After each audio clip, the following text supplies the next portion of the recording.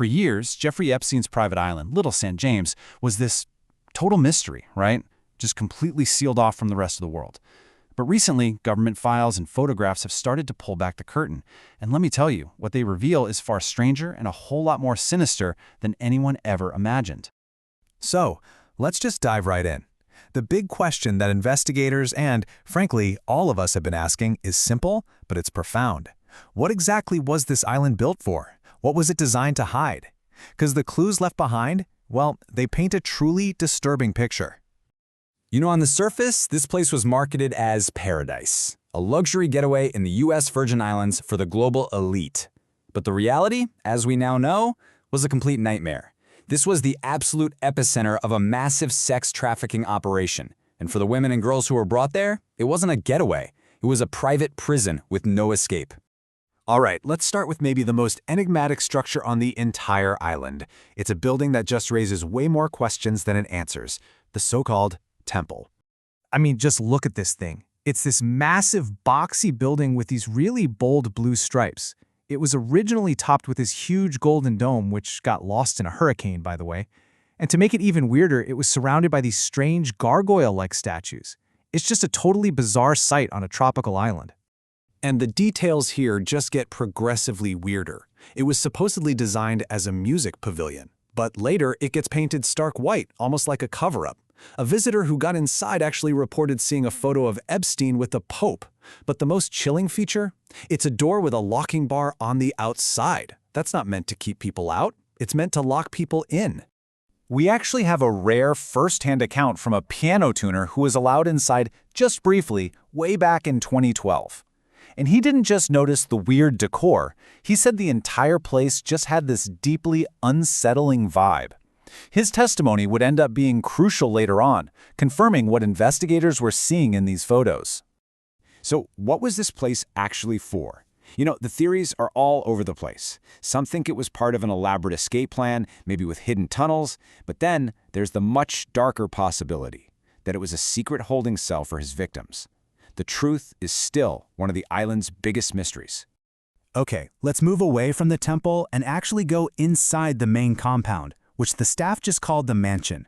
This is where the clues get even more personal and a lot more twisted.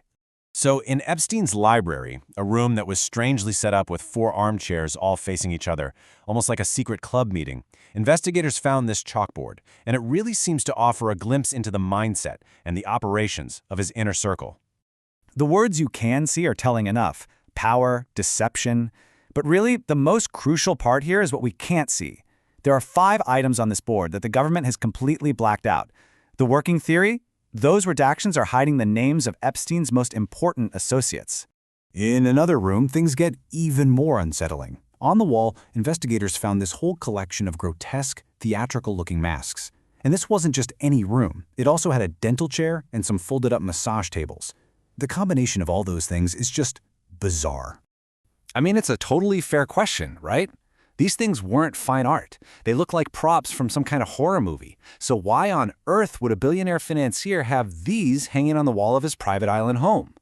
Well, the most plausible theory is that the masks were disguises. They offered a layer of anonymity for all the high-profile visitors, allowing these powerful men to hide who they were while they were taking part in, well, all the sordid and illegal things happening on that island. Next up, we're going to see how some of the most powerful evidence wasn't all that bizarre. In fact, it was everyday items that directly back up the testimony of Epstein's victims.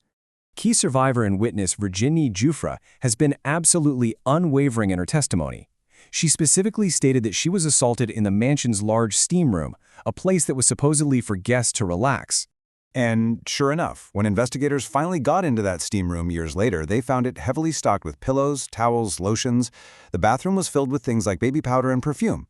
It was all physical evidence proving that this room was used, and used frequently, for exactly the kinds of depraved activities that Giuffre had described. And then there's this discovery, an old-fashioned Panasonic landline phone. What's so crucial here are the speed dial shortcuts.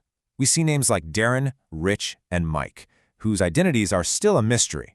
But again, look at this. We see the government redactors at work, blacking out 4 additional contacts, just deepening the whole puzzle of who was in Epstein's network. Now, this right here is maybe one of the most powerful connections between testimony and physical evidence. Years before any official photos were ever released to the public, Virginia Giuffre described in exact, chilling detail the bedroom where she was repeatedly assaulted. And when those photos finally came out, there they were, on the bedside table, exactly as she had described them. Two small, haunting items, a black blindfold and a flashlight. These objects give you this sickening hint at the twisted games that took place in that room, and they served as undeniable proof that she was telling the truth all along. So, after all these revelations, where does that leave us? The hard truth is, a lot of the island's secrets are probably still buried. But the picture we do have is one of calculated, meticulous evil. Based on what survivors have told us, we can really redefine what this island was. It was not a resort. It was a luxury compound, designed from the ground up to be a prison. Victims testified that their passports were taken the moment they arrived, making escape from this remote island virtually impossible. And you have to remember, what we've seen is only what's been officially released. Investigators strongly believe that the most disturbing discoveries from Little St. James still haven't been made public. The full story has not been told. Which, of course, leaves us with that final, urgent question. We've seen the crime scene. We have seen the evidence that proves the victim's testimony. With so much now out in the open, will the powerful names connected to this island of horrors ever truly be held accountable?